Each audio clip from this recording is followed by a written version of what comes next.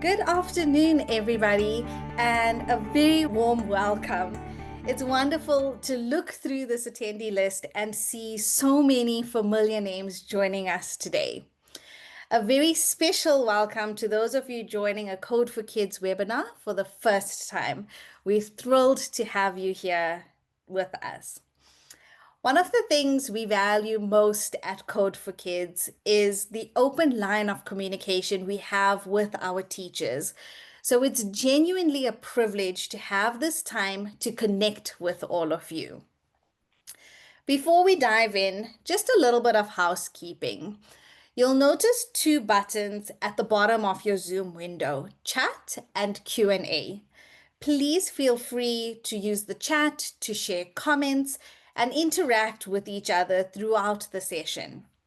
If you have a specific question you'd like to ask our panel, please pop it into the Q&A tab. We'll dedicate some time at the end to get through as many questions as we can.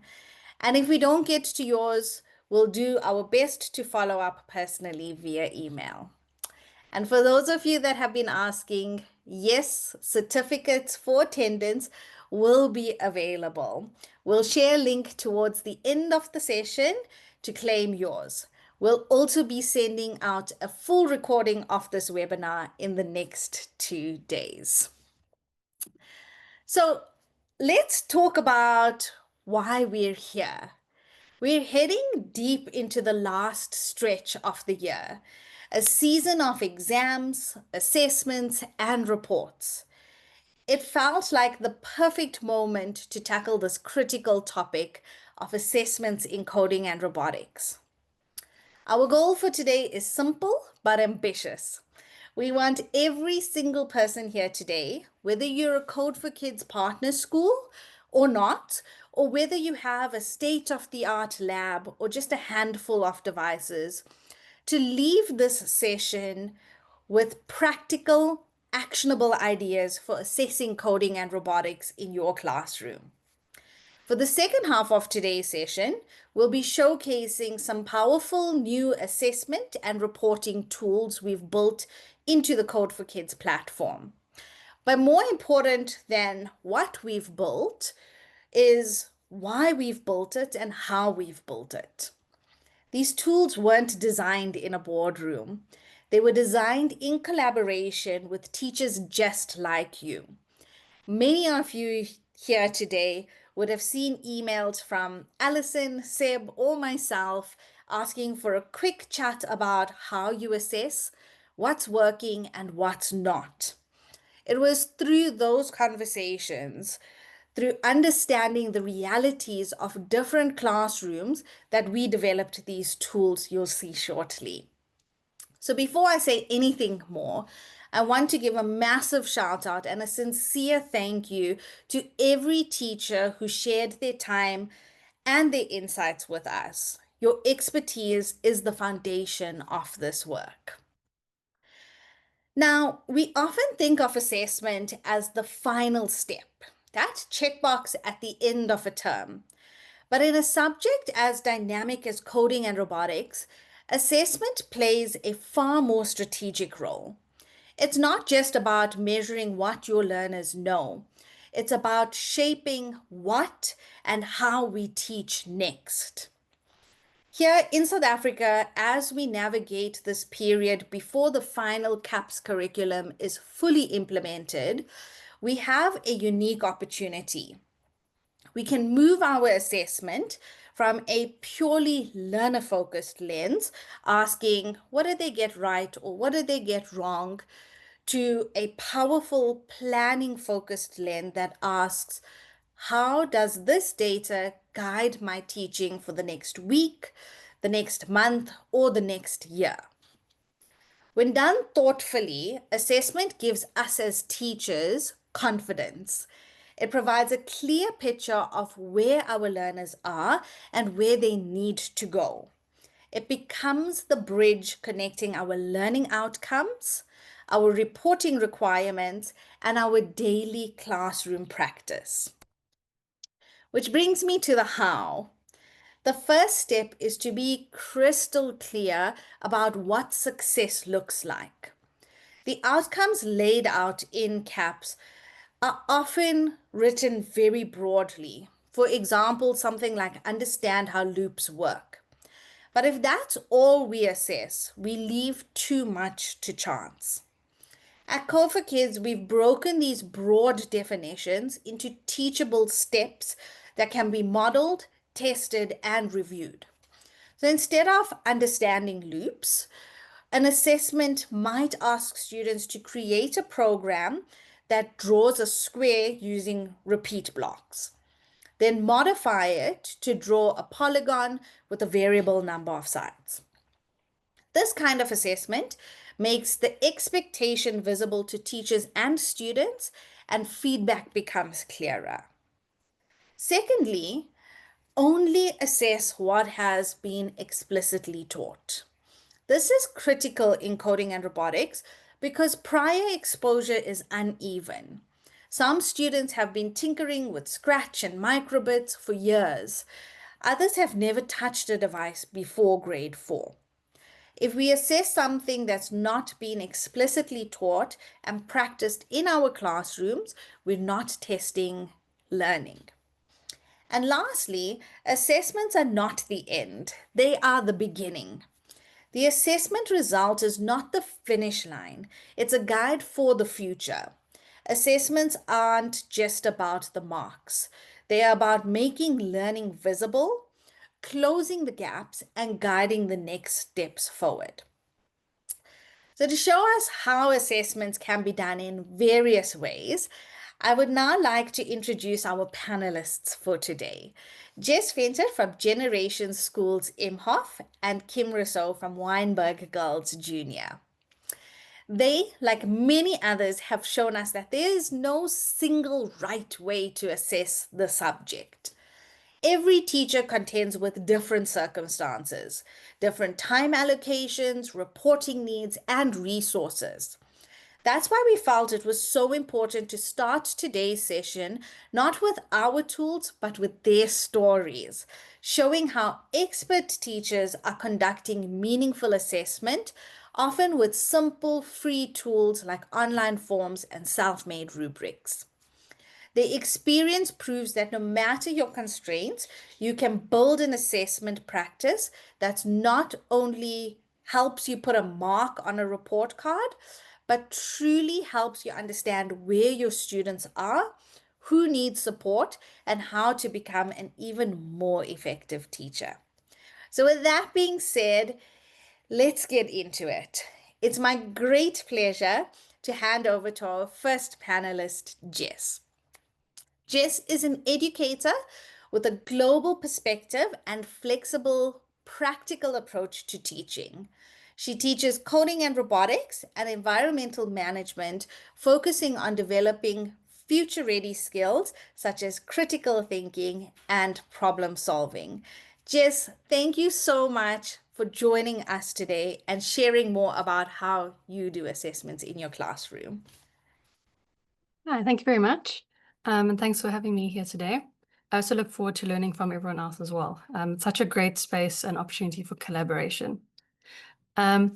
So basically, I said stop grading, start guiding, because I felt I was going down the route of spending hours and hours just sort of trying to mark, and not really being able to support and facilitate my students effectively. So when I started in this space at the beginning of the year, I looked at more sort of simple but hopefully effective assessments. Because I was finding it quite challenging time-wise to navigate individual student profiles on the Code for Kids platform. And I needed a way to also like fill what I needed to for my school. So I come from a Cambridge school background, so I've got quite maybe a lot more flexibility when it comes to assessments and things like that. All right, we can go to the next slide. So my first thing that I've been doing is I've been doing auto mark quizzes, which saves lives and all your time. I use it in all of my subjects, but specifically coding, when you've got like 70 plus kids to get something out the next day, it's really important. So this one, I basically use it to check understanding. to see have they understood sort of the main concepts that we've been going through in class, or have even though we've maybe been navigating through different Code for Kids lessons, let's have a check-in and see where we're all at. And then I'll also use that information to maybe shift what I'm teaching in the next few lessons. So what I've been using is quizzes on Teams. So we're Microsoft Schools. That's where I'm at. Yeah, so just for this one, basically within, we have a classroom which has assignments, and we create quizzes there. And what's really great is once you've set them up once, you can, reduplicate and recopy to save a lot of time. And then the important thing is to actually make sure that you've indicated which correct answer it is, because otherwise you're gonna have to sit there and do your marking. And what's great is that literally you can either have it as a student submits, they get their feedback instantly, or if you want to maybe have everyone have a fair chance, through a lesson and then release it the next lesson to discuss it, you can also do that. So you can have auto release or you manually release the different answers. Yeah, and then this way I try to link in whatever Code for Kids content we've done, and yeah, into a sort of our school's sort of online sphere as well. Yeah, so that, yeah, automation really important. And then with the data analysis, like I can look at the response tabs as they come in. I can then go and speak to each student and like re-go through a concept if needed. And then quite easy, I can export the data to Excel. So all my record keeping is quite simple and easy. Then my next one, um, I made it sound a bit fancy, but basically, like, I want them to do the things like actually what they might do in the real world. So not just learning about the theory of Microsoft Word or whatever it is, or Sheets, but to actually be doing the thing. So for me, I'm trying to have a bit more practical application to show that they can develop these skills and practice them. So I've been using MS Word and Excel. It's also been a core thing with our school to make sure that for other subjects where they are required to use MS Word or Excel or whatever it is for reporting a scientific report, or in business class, right, they have these skills as well. So I've been incorporating that in as well. For this one, I used what was already a Code for Kids assignment, but I think at the time it was in Google, in the Google sphere, so I put it into Microsoft Word there. We can move on to the next slide. Yeah, so same thing here. I'll always put quite specific instructions so that as soon as they've opened the task, they can see what they need to do, read the information. I always try and make sure that we've got some marks for handing in on time, because we all know that that doesn't happen often. And then the student work, right? So this one, they each have their own copy of the Word document. They're supposed to rename it and then work through it. I can then also at any point like go in and check like what they're doing, and maybe leave comments around like, oh, have you tried this? Or, like, let's focus on this in the next lesson. Yeah. And then, yeah, so those are my two main points. And yeah, basically by using these approaches, it's been quite useful in my class space as a time saver, but has also helped students become more familiar with tools that they need to use comfortably in other classes, which is also really important as well. And that is me. And always keen for collaboration. So if you want to connect with me, I'm sure you can ask the Code for Kids team to send my details your way. Yes, thank you so much. That's so great to hear how you've taken some simple tools and you've really made it into such a great assessment tool. So thank you so much for sharing more about that with us. Next, it gives me great pleasure to welcome a familiar face, Kim Rousseau. As Head of Innovation for Coding and Robotics at Weinberg Girls Junior School in Cape Town, Kim has the privilege of connecting with all departments in her school to ensure that innovative teaching and learning is taking place throughout. Kim, thank you so much for joining us today and taking us through your journey of assessing coding and robotics. Thanks, Demi. And yeah, thank you so much to the Code for Kids team for creating this space, as Jess said, to collaborate and support each other. I know that trying to assess a subject that we might not all be very familiar with is quite daunting. So this helps a lot. From my side, so yes, because I'm at the junior school, I span from grade R all the way up to grade 7. So it's made it a little bit more on the observation side of my assessing journey, especially with the littles. It's quite hard to get like an end product. So I use a lot of rubrics, a lot of observation across, more than one lesson, to assess them on a specific skill rather than an outcome. And I think that's something that I really try to focus on, I guess, in my rubrics, is making sure that there's a lot of emphasis on the process and the skill rather than the outcome. If I'm creating a rubric, I try and have one or two criteria about computational thinking skills, whether it's collaboration, if it's a group project, or even just having one for perseverance. That is a skill that we need in the subject. So I really try and focus on those things, and then maybe have one criteria with just the outcome, like was it successful or not. But if the students weren't able to get a successful outcome, at least they can still be graded on, the process they took. Were they able to debug that type of and those types of skills? And then moving on to the older girls, I've had huge success using some of the lessons and assessments in the Code for Kids platform.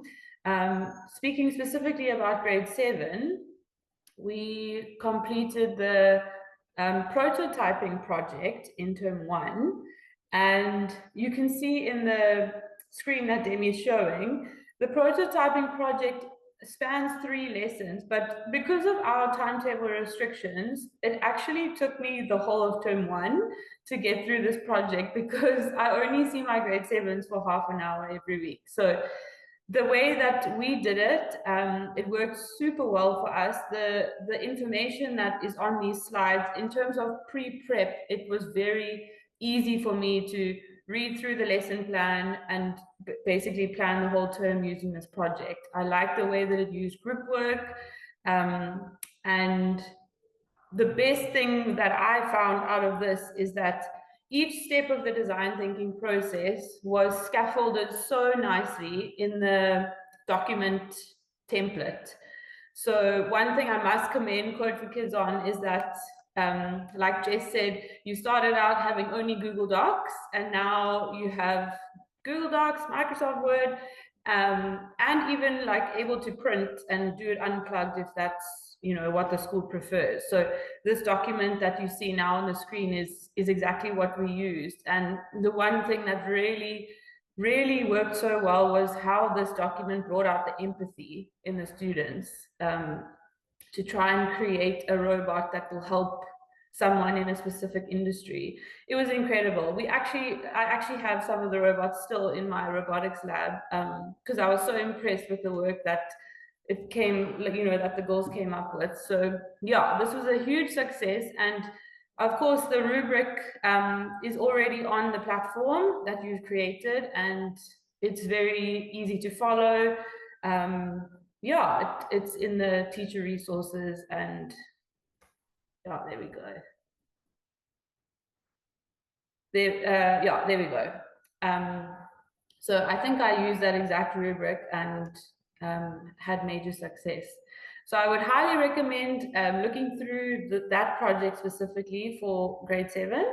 And then my favorite project out of all of the wonderful things is the EMS Trading Day project. So I'm sure most of us who teach in a junior school for grade 7, we know that they have a EMS project where they have to come up with a company name and sell products on a trading day. And so I thought we could make this a real life scenario and work together with Code for Kids, and we came up with the way that they could code their own website to advertise their trading day product and even get orders on their website.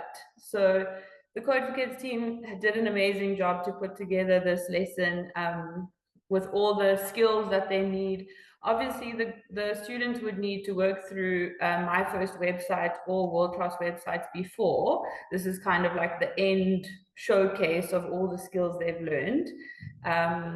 But yeah, in terms of actually helping the students to understand in real life, what can these skills help them do? And it's honestly amazing what the students come up with. They try more than what is expected.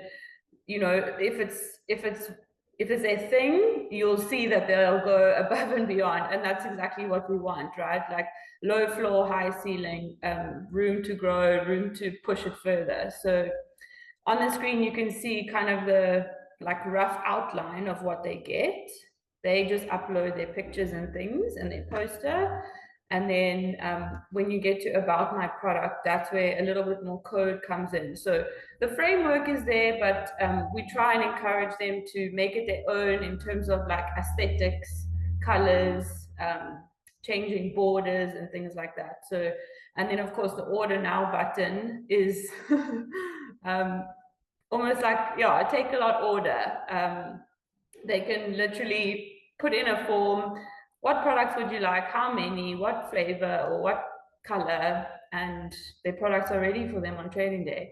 And then these websites we share to the school community, including parents, before the trading day, so that they can have a look and know what to expect on the day and bring enough money. So yeah, those are some of the assessment opportunities that I've used this year specifically, and I've seen great success. So yeah, that's my story. Awesome. Kim, thank you so much for sharing about both your projects. I know it, like you said, the Trading Day project is always such a hit, and it's so great to see how you incorporate real world learning with this assessment. So thank you so much for sharing about that. Um, I'd like to now dive into the Code for Kids assessment module. From grade 3 upwards, you'll find an additional module called Assessments that consists of 2 revision lessons to recap the key skills from the year and prepare your students for the assessment. And then you'll find an auto-marked multiple choice quiz. So let's head over to our dashboard and go through what this assessment looks like. For today, I'm going to be going through grade 5 assessments, but all the other grades will work in exactly the same manner. So at the top of the assessments module, you'll find the assessments teacher guide. This guide is designed to help you confidently assess coding and robotics in your classroom and takes you through a step-by-step on how to use the assessment module.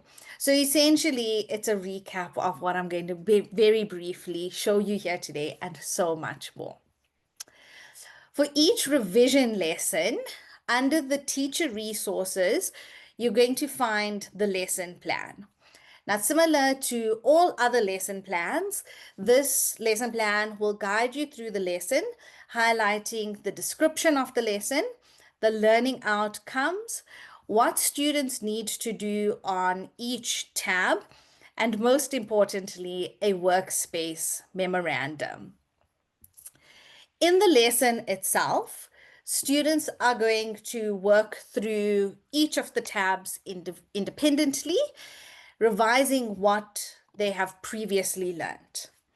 The tabs will vary from grade to grade, but consists of similar tabs that students have seen before, like the various task tabs, the video tabs, there's even the quiz tabs. We've also introduced some interactive activities which are designed to consolidate your learners' understandings. The best part about this is learners can try as often as they need or as many times as they need before they get the right answer. The revision lessons are meant to ensure that the learners have the necessary skills to complete the assessment. And for you as a teacher, once the revision lessons are complete, you can have full confidence that your learners are well prepared for their final assessment. Once both revision lessons are completed, it's time for that assessment. Students can complete the multiple choice quiz on the Code for Kids dashboard, an option we highly recommend as this is automatically marked. Or using the teacher resources for the assessment, you can print the question paper and run the assessment unplugged. This is a great option for schools needing to run a formal exam style assessment in an invigilated setting. And for ease of marking, we have provided a teacher answer sheet to that assessment. Should you choose to do the online option, it's important to remember to unlock the assessment as these are automatically locked to prevent students from starting early. This is also super helpful when you have students that are absent and you need to open the assessment for them to complete it at a later time without opening it for the rest of the class. To unlock the assessment, you're going to select the settings icon next to the assessment, select Manage Access, and then you can filter by group or unlock it for every student. So if you want to select it for a particular class, you'll filter by the class and click Unlock for all. You can also unlock individually just by clicking on the little icon. Now, students can log into their dashboard and complete the quiz. Unlike the other quizzes you'd find in non-assessment lessons, this summative assessment quiz only allows students to submit one answer to the question. Students cannot jump ahead with questions and they must complete them in order. Once they've completed a question, the number of the question number at the top of the page is ticked to show that the question has been answered. On completion, the results page is shown, giving students their final mark for that assessment. For you as teachers, once all your learners have completed the assessment, you can log into your teacher dashboard, head over to the progress and assessment section, choose the grade course, the assessment section, and the group, and you can generate the report to see what your students have done. You'll see a list of your students in that group, which revision lessons they have completed, and their assessment score. You can also export this spreadsheet by using the download spreadsheet button. And this will give you a spreadsheet of all this information. It's a perfect option for you to adjust the final mark into a percentage, which can then be pulled into your school's reporting system. On the spreadsheet, we also have a consolidated view that shows which questions were answered correctly or incorrectly, allowing you to identify topics to focus on at a later stage. And that is the simple, easy way to use the Code for Kids assessment module. I hope this has given you a clear picture of how assessments work within the Code for Kids platform and how they can make coding and robotics learning more structured and more measurable. I'd like to now open up to any questions. As I mentioned at the start of the session, if you have any questions, please pop them in the Q&A tab and we'll do our best to answer them in this time. We also asked if you had any assessment questions when you registered, and we'd like to start with that and answer as many as we can with our panelists. If we don't get to any of your questions, whether it was the ones submitted on registration or the ones in the chat, We'll send through a reply via email over the next few days. Okay, so first question that we got is, can I use the Code for Kids assessment if not all the lessons for the year have been completed? And you absolutely can. You can still use the Code for Kids assessment even if you haven't completed all the lessons. Each assessment is designed to test the core skills and concepts taught throughout the course, and the revision lessons available on the platform cover everything the learners need to prepare. This means that your students can complete the assessment confidently after going through both of those revision lessons. For our next question, I'd like to ask you, Kim, what you suggest is the basic starting point for primary school learners in terms of both content and equipment. Sure. So I think the most basic starting point for the teacher would be to familiarize yourself with the proposed CAPS document. Definitely understanding all the kind of content and areas that are coming in the future is a good starting point. And then once you have looked through that, I think understanding that a lot of the content can be integrated into existing subjects is actually quite a relief. I think when you have a brief overview look at the curriculum, it looks like, oh my goodness, this is so much new content.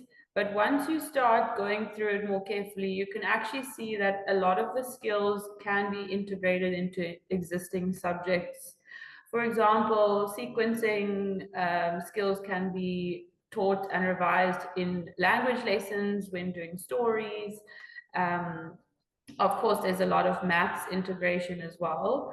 So yeah, finding opportunities to integrate as far as possible, I think takes the panic off the teacher. And then following on from that, in terms of equipment, one really can start with drawing a grid on the floor outside your classroom with some chalk.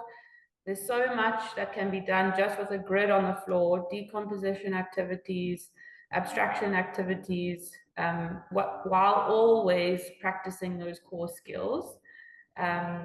And then, once you start there and your confidence grows in exploring and assessing this kind of subject or this kind of content, that's when your creativity really starts to flourish and you realize that you can do a lot with a little, especially in an unplugged situation. So yeah, I think that would be my response for that. Thanks, Kim. That's actually such great advice for teachers starting out because it can become very overwhelming. But when you do break it up and you can see how you bring it into maths and English and all these different subjects, it does give a little bit of a sigh of relief that it's not so much and it's not so overwhelming. Um, Jackie, I think this question is going to be right up your alley.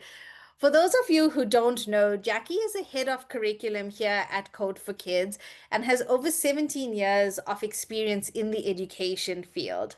So, Jackie, how can assessment questions be scaffolded according to Bloom's taxonomy in coding and robotics? Hi, good afternoon, everyone. Yes, I think Bloom's, when you're a teacher, I think it's almost a rite of passage that Bloom's becomes burnt on your brain as to what it is and what it looks like. And it's been adapted very, very nicely for coding and robotics. And I would suggest using the scaffolding that's created in Bloom's for yourself as a teacher as well and for your students. So even if for the first year, all you are doing are the very, very basics on, the bottom sort of level on the Bloom's sort of triangle, which is learning the definitions, getting students to understand it, recalling the basic blocks, naming them, etc., and understanding. I think once you get to the next sort of levels, where you start applying and analyzing, you can actually the Bloom's adapted sort of setup actually has the terms that are specific for coding and robotics. So it's really, really good. So instead of it being just in the traditional where you analyze a sentence, etc., they've actually got terms that are coding robotics specific. So it's the Bloom's updated analysis, and have a look at it. It's really, really good. All of our lessons are designed that way, where you start, be it in the grades where it builds up and progresses, or within a lesson. Hopefully giving your students the good basics and the good grounding, and everything is scaffolded. Scaffolding is means when you support each lesson. So we support the teacher, especially in the beginning, with very in-detailed or in-depth lesson plans. And we include, and it's something that I think we need to just drop a little point on, is that we do include informal assessments all the way through. And these are invaluable. Don't skip those out. It gives you a breathing point as a teacher just to stop and check. But they're a short quiz, a hands up, a share and pair, discuss with your partner, make use of those all the way through, and you'll have a very successful scaffolding lesson experience. Thank you. Thank you so much, Jackie. It is, I'm sure for a lot of teachers, it's really great to know how to incorporate this, but it also puts teachers' minds at ease to know that, we've thought of it already and we've included it in our assessment approach so that they can feel safe and secure that everything is being covered. Um, Jess, I think your insights here would be most valuable. How would you recommend teachers bring coding and robotics into other subject areas? Thanks. So I think it's already been touched on a little bit earlier. But just from maybe I've been chatting with my other teachers recently, and they also had last Friday was their like business studies market day for the sevens. And we've already in chats for next year, like I did work on Excel with my students about creating a budget and things like that. So next year we're wanting to incorporate that into the into business as well. And then my students have just been learning with the CSS and HTML and like editing the websites. So again, then next year we weren't quite at that skill yet. But then next year, that will be something that would also incorporate. So it's been really interesting seeing what's been done already. Then, yeah, in terms of English, also in terms of linking the web design into your English. And what's been really interesting is seeing, because, if you get something incorrect in coding, whether it's a dot or a comma or a slash, right? Kids are getting really good at actually now going back and like rechecking, and so that's been quite useful as well. Yes, Then in Cambridge, we've got a global perspective subject, for example. So you can then blend in your digital citizenship, your cybersecurity, AI bias. So like from Code for Kids into sort of that evaluation aspect there as well. And really look at sort of ethics around that, which is super, super important. Even so for me, from an environmental management perspective, whenever they're doing like problem solving or design thinking, I am a bit biased in that way. I try and get them to think about environmental issues and sort of bring in topics from sort of geography and social sciences that way. So it's really up to what you're passionate about as well. Also who you have to collaborate with, whether it be across a campus or like within your grade as well. So really good potential there. absolutely. Jess, thank you so much. The going back and checking is like a highlight for me. When I've seen students coding and I've seen them actually focusing on going back and checking, did I get all the little bits and bobs right? It is fantastic. And once you realize how easy it is to integrate into other subjects, the ideas just can flood in. So thank you so much for that. Um, Jackie, I'm gonna put this one to you. A big question, and we're seeing it in the chat as well, is how can assessments be implemented in grades R to 2? What would you recommend for teachers? Sorry, I was just backing to get my unmute there. Yes, according to the CAPS curriculum, it's a much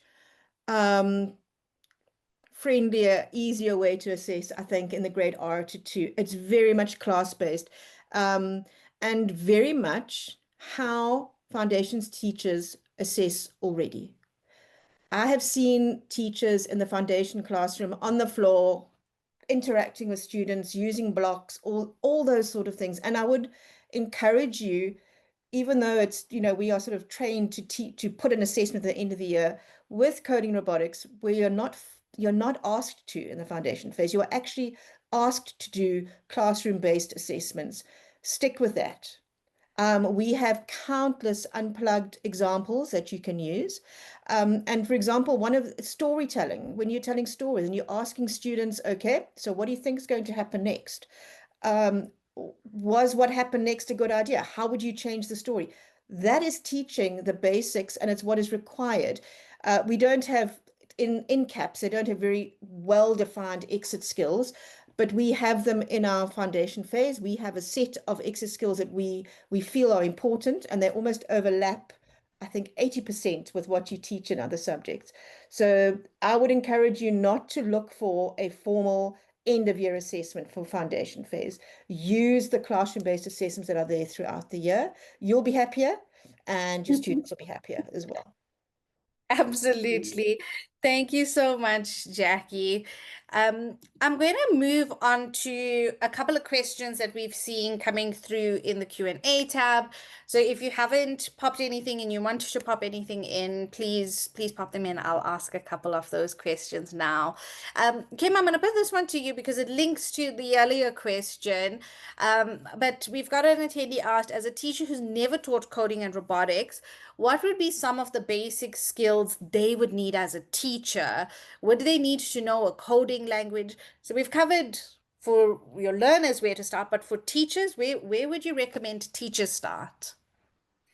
Sure. So I think, starting from the very basics, I know what I know what it feels like to be faced with, okay, now you got to teach whatever, like HTML or anything like that. But just remember that your students are at the same place as you, and it's absolutely fine for the teacher to learn along with the students. I think that's actually something that we should model for our learners. But I'm also the type of person who likes to be prepared and know what I'm teaching. So yeah, I think in terms of the Code for Kids platform, going through the teacher lesson plan beforehand, before you teach the lesson, gives you all the skills you need.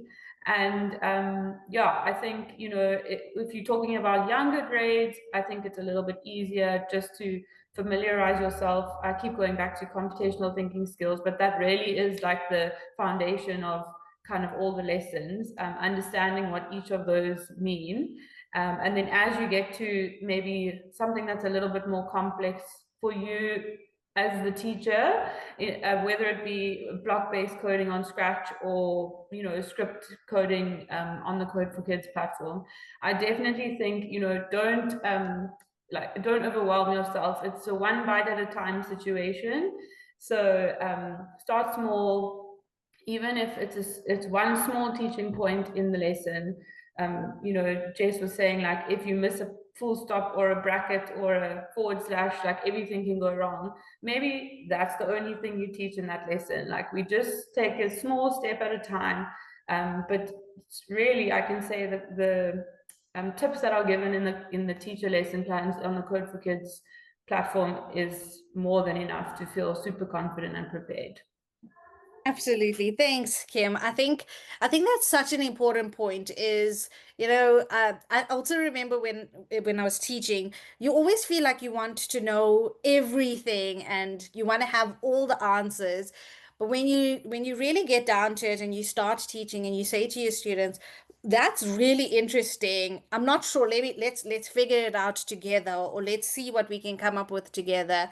I think that it plays such a big role to the students as well, and I think they really appreciate that you're learning alongside them as well.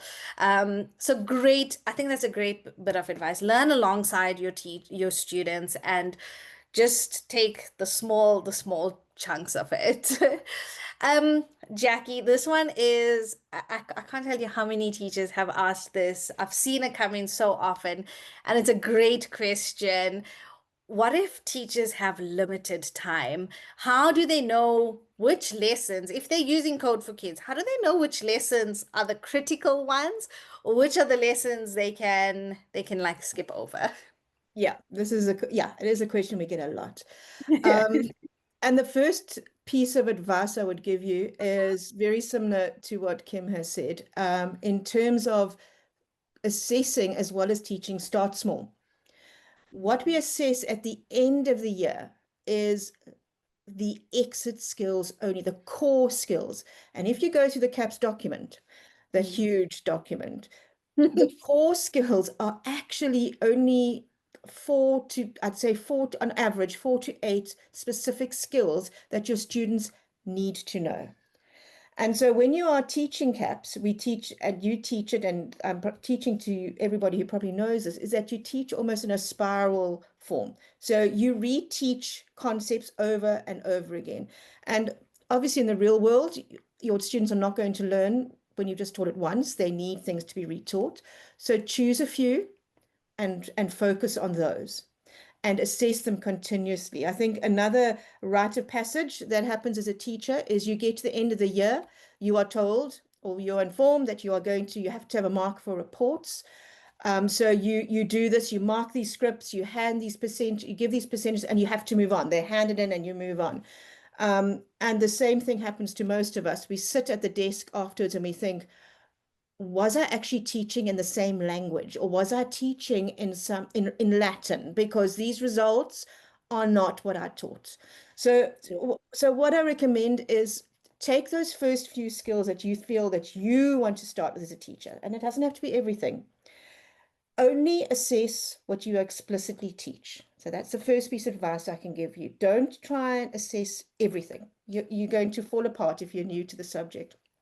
And then also assess often and in small pieces. That will allow you to become a more responsive teacher so that you are finding the error or finding the gap and you are addressing that gap. So by the time you get to the end of the year, that assessment is just one small part of what you are doing as a teacher. So one of the things our CEO says quite often is begin with the end in mind. And I truly believe that in coding robotics. So take a few things that you want your students to know at the end of the year and build and teach your lessons to that. And if your student has figured it out or your students have figured it out in a few lessons, then you can move on to the next one. So that all the lessons the outcomes are very specific. And if you have addressed those outcomes and you want to go into the next one, you want to fill in gaps, you can do that. So assessments and learning at the end of the year, your assessments are not just to put a mark. They are for you to decide and to figure out where you're going next. So who's understood what I'm teaching? Are we ready to move on? And if you are, move on to the next. I hope that helps. Thank you, Jackie. It most definitely does. Just understanding what you need to, or that continuous assessment is such a game changer for teachers to know that they don't have to go through everything in a year because there is a lot of content. And like we've said, teachers have different teaching times and different reporting requirements. So just figuring out what you need and then planning accordingly. I do want to add to that as well and just say that the Code for Kids team is here to support you. So if you ever do feel like I just don't have a clue of which ones to follow and which one, pop us a message and we'll work with you. We'll sit with you. We'll go through what you need out of coding and robotics for the year, for a term, and we'll help you plan that as well. Um, Jess, I'm gonna put this one to you because I know you teach some of the older students as well. I do think this is a matter of preference, but which app is better to use for teaching coding and robotics to like your grade 8 or your grade 9 students? Tinkercad or Scratch? So, yeah, just to give a bit of background, I've got grade 7s and 8s, and what we've done is we've actually split them. So I've got 7s and 8s in the same classroom, so like half half. And it's been quite interesting with some 7s are streaks ahead of some of the 8s. Some of the 8s are taking their sweet time. So it's actually really interesting and quite cool to have a subject that you don't need to be like in a year and, to all progress the same way. I honestly haven't been delving into Tinkercad that much. I just have not had the brain width and span. I have used Scratch a bit, but I've also more gone on to the actual sort of coding, like the actual HTML and things like that. The eights are more responsive to like seeing, oh, it feels like this real environment, like the real coding. And they get quite bored of the Scratch. We did this in primary school. It's a primary school thing. Our sevens are in our high school, so yeah, there's also a bit of a difference there.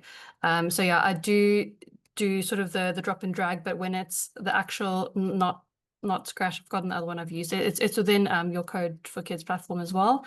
But yeah, actually like working through the My First website and things like that, they enjoyed that more than just Scratch. Yeah. Absolutely. I think that's such a great point, especially with the older students. We also find they want to see something that's like real world, like the real world code and things like that. Just a little bit on like Tinkercad versus Scratch. They are two different platforms, and I think they serve two completely different needs when it comes to coding and robotics, where you have Scratch looking at your coding and your drag and drop blocks, and you have Tinkercad looking at your design thinking and things like that. So I think they both serve a place. I don't think they would be a preference, but yes, I do think that they both serve a place there. Okay, I'm going to take a few more questions. So we've got one that asks, is there a way to track student progress throughout the year or by term? And absolutely, on the Code for Kids platform, I'm going to pop over to it now. I highlighted the student progress and or the student progress and assessment module. And this is not only for assessments. You can go through and you would be able to search for any grade. Sorry, I unclicked on that. I knew that was going to log me out. I waited too long. But you can go through and you can search for any grade, you can pick out any course, any term, and you would be able to see the work that your students have been doing on the platform. And you'll be able to actually click in and go into any of the lessons. So these students haven't done anything here, but you'll be able to see that very much just like the assessment module. You can do that for the grade courses. Um, Okay, Jackie, I think I'm going to put this one to you. I know you've got lots of experience teaching coding and robotics in all different kinds of environments. So, can coding and robotics be taught without computers or the latest technology like robots? It most definitely can. And I really feel very passionate about this. We have Unplugged, which I think everybody knows is the basis for specifically foundation phase, in that you do need to use your teacher imagination a little bit more, I think, when you start doing Unplugged. Sometimes I want to say it's more work, but it's good work because Yeah. you're actually working with your students. I think Kim may have mentioned that you literally draw grids. Um, I do recall Right. actually on our tennis court, we used to use chalk and draw out a 3 by 3 grid, and the students sort of played a very similar to like a hopscotch kind of coding game. Because especially in foundation phase, they don't need to know at the very beginning the words or the terminology. You can be teaching them the logic and the thinking skills and telling stories. And all of those, I think I saw a question asking, can we teach it in maths?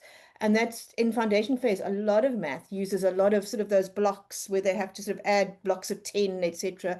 And that is teaching the basic skills that we use for coding robotics. And that is trying again. There's not necessarily a wrong or right answer, perseverance, grit, all those fantastic words and those soft skills. When it gets to intermediate phase, yes, it can be done. I think it becomes measurably more difficult if you don't have a computer. Absolutely, you don't need a robot. We have Tinkercad was mentioned. Tinkercad has circuits on it, which allows you to create virtual circuits, which are great fun. It has 3D and it has blocks as well. Scratch, of course, has block coding that you can do, um, and microbits, which I don't think that we've mentioned them today, but Make Code creates a virtual microbit platform And you can, I think one of our courses, which is in grade 6 or 7, where they generate a microbit or a program or an app that is a smoke detector for a city. So I think it's called Smart Cities. I have to think back now. I think it's called Smart Cities, and it's where students work as a group and come up with a plan that they can monitor smog. And it's all virtual. They don't need a physical robot at all. So please don't let that be your block to getting started. Absolutely. Thank you so much, Jackie. I know that's something that you are very passionate about, and that's why I thought you perfect to answer that question. I'm going to stop with the questions for now, but please don't worry if we haven't answered any questions. We will try our best in the next couple of days to go through the questions that were asked and email through a response for you. I really want to thank everyone for your questions, for joining us today, and really just for being a part of our assessment program or our webinar and sharing your thoughts and ideas. Today, we explored how to make coding and robotic assessments more meaningful, how to connect them to real learning outcomes, track progress, and use results to guide your teaching. A huge, huge thank you to our panelists for sharing your expertise and practical insights, and to all of you for joining, engaging, and contributing such thoughtful questions. Before you go, we'd love your feedback. Please can you scan the QR code on the screen or click the link in the chat to complete a very short feedback form. Once submitted, you'll automatically receive your attendance certificate for today. Your feedback helps us improve future sessions and create even better teacher support resources. So we'd really appreciate hearing your thoughts on what was most useful today and what you'd like to see next time. I want to thank you again for spending your time with us and for everything you do to bring coding and robotics to life in your classroom. We'll stay online for a few more minutes in case there are a few final questions. Otherwise, I want to thank Jess, I want to thank Kim and Jackie, and I want to thank you all for joining us. Have a wonderful, wonderful afternoon. Until next time.